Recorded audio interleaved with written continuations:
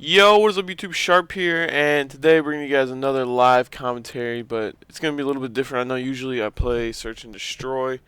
For this episode I'm going to be playing Domination. And the reason being is the topic I'm talking about is a little bit longer, so I'm going to need a little bit more time. But we'll get into that later. The gun I'm going to be using is the MP7, and like I said in my other video, I just went Prestige. I'm 11th Prestige. I haven't really been playing pubs that much, so don't really have too much unlocked. Don't have anything unlocked from the MP7 except for the red dot, but gonna be using sleight of hand, quick draw, dead silence, and strike package. Just gonna keep it as normal. UAV, predator missile, and helicopter. So what I want to talk about in this video is kind of a sensitive topic to some. I was tweeting about it earlier, but basically what I tweeted, I was like, a lot of amateur players like they just think like they're the best thing to touch the game, when some amateur players might, they might be undiscovered talent, they might be underrated, but the majority of the people that are amateurs that play the game just aren't good enough to be a pro player. In which I'm not saying like I'm not saying amateur players are bad or anything. I'm saying that like me doing this undercover series or whatever you want to call it, getting known, and I'm on another account, and I'm like playing scrims with amateur players, and something that I realize is that they talk a lot. They talk a lot about pros, and they're not saying good things. Like they're like some guy in the party was like, "Oh, I was watching Scump Slasher, and this guy's like, Scump sucks. He's not even good." Or something about someone was talking about the Jeep free for all that I was playing in. They're saying Assassin and Sharp were in it, and they're like, "Oh, they're not even good." Blah blah blah, and then it's just you can't really say that a pro player is bad, even if they're not like the best pro player. You can't say that they're bad because they're a pro player and they have established themselves as a pro player. They've proven themselves. You can't say that they're bad. But that's not really what I wanted to talk about. It's kind of like an opening. What I wanted to talk about is give you guys kind of a brief description of, like, a little overview of what you kind of have to do to become a pro player, like some tips, on your way to doing it and what you should do. Uh, to me, playing in the 360 Icons tournaments, even though a lot of people don't really like Ego because he doesn't pay out all the time. Dang, that guy just got destroyed. But even though a lot of people don't like Ego because he doesn't pay out and people talk bad about him and say all this stuff, um, he hosts good tournaments, and the reason why I say that is it's good for amateur players, even pro players, just to practice and to meet other players that are at their skill level and play competitively. So let's use an example. Say you have your team. You have your team of four.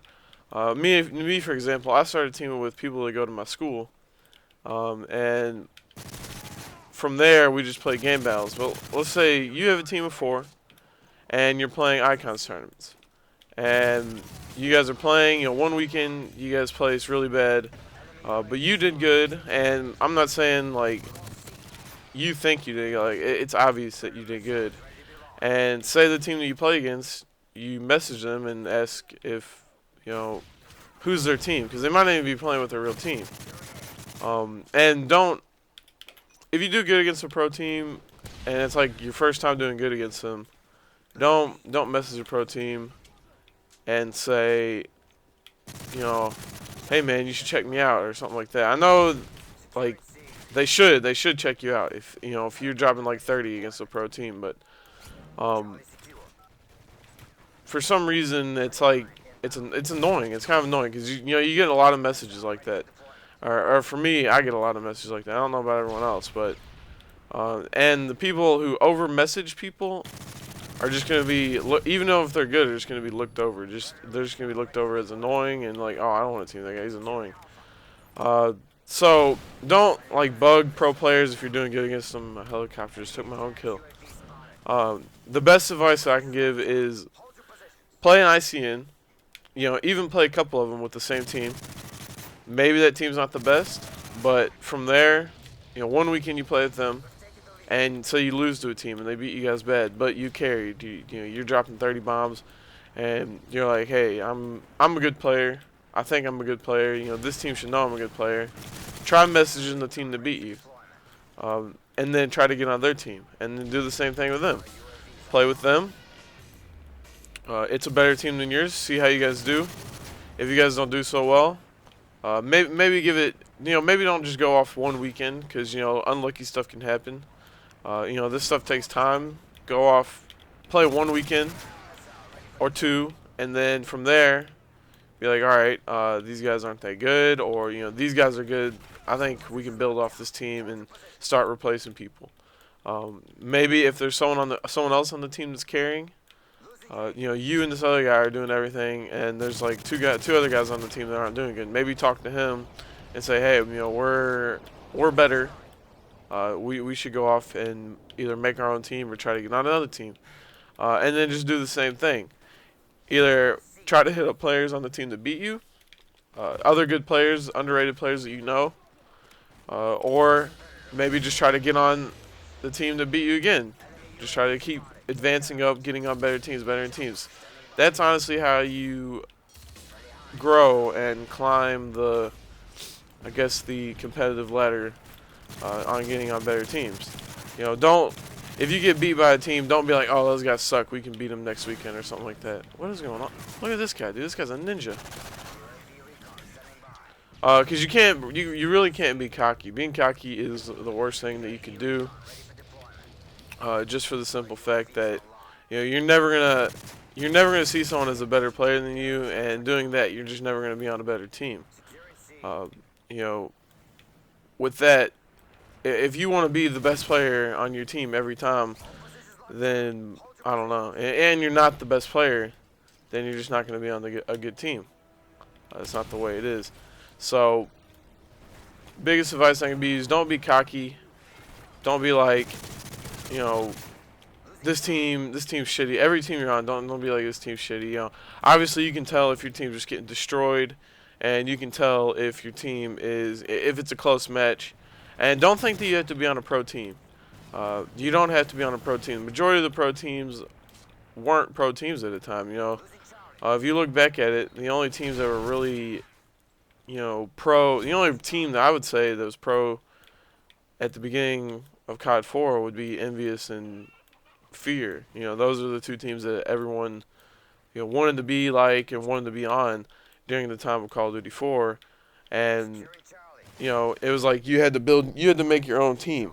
And that's what the majority of the teams were. This is where you see, like, Leverage, they came out in MW2,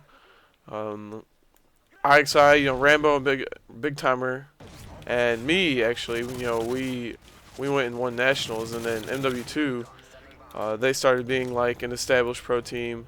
You know, they branded that name, and then they changed it to Optic, which made it even better, made it even a bigger name. And then teams like, what's an example, like Juked, you know, they're starting to establish themselves as a team. I'm sorry, I'm trying to think of other teams. So you got Juked. So I'm trying to think of teams from last year. Optic, and then you know there's teams like Force and Vendetta that are like the team that's like. They just place second at one event, and then they either drop a player or I don't know what happens, but they like place second at the event, and then the next event they go to they just flop. Not really sure what happens with those teams, but and they break up, and which you know a second place team, you know you come in second, obviously you're not a bad team. That's something that you need to run with and you know get better with. Something that I hate the most out of the whole Call of Duty thing is sketchy teams and teams that just, you know, always think that they can be better. You know, if you come in second, if we drop this guy, we can come in first. No, like, a lot of this game has to do with luck. Honestly, I'm saying that is from experience that it has to do with luck. It's a very luck-founded game. You have to have luck to win, and sometimes you know, the luck isn't on your side. And it does take skill and does take strategy, but the majority of it is luck. So, if you don't come in first every event, you know, like if you're playing ICNs and your team is coming top 8, like that you're on a solid team. Like You guys just need to practice and get good and get down strategies, um, and just get better. So I don't know. The biggest thing that you should take from this is, like, I know at the whole beginning of the video is I like told you to sketch on your team and be sketchy, but I'm talking about when you're at more of an established level and you're winning. You know, obviously, if your team is not winning and they're not good, then you know you guys are just not good. And say your team's holding you back, then it's not. I wouldn't really consider it sketching. Um, and just leaving a team in general is not. You know, leaving a pro team. If you're on a pro team and like, let's go for example, Orlando. My team came in like 16th place. If I could have left that team, probably would have left, because we came in 16th. I wasn't happy with that. Obviously, you know, you don't want to come in 16th. You want to come. You know, my goal for those events was to come top 8.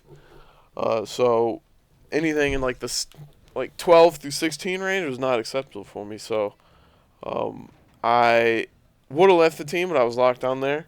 And you know, it's not sketching. Sketching, people get the wrong idea of what sketching is. Sketching is when, say, you're like telling your team, like, yeah, I'll be on, but then you're on another account or you're peering offline and you have your theater mode turned off and you're scrumming with another team and you're just being secretive about it. Like, you're not being honest with them.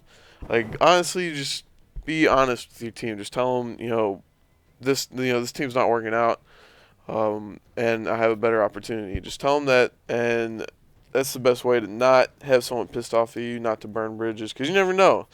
You know, they could be like the best player in the game someday. So don't burn bridges. Don't be cocky. Don't be sketchy. You know, be honest with your team. And don't. I can't even think of the 4. Let's just go with 3. I know this is kind of a ranty video. I'm just like ranting, but I wanted to do a video about this because I was tweeting about it and I've been thinking about it. And I hope this helps you guys out some.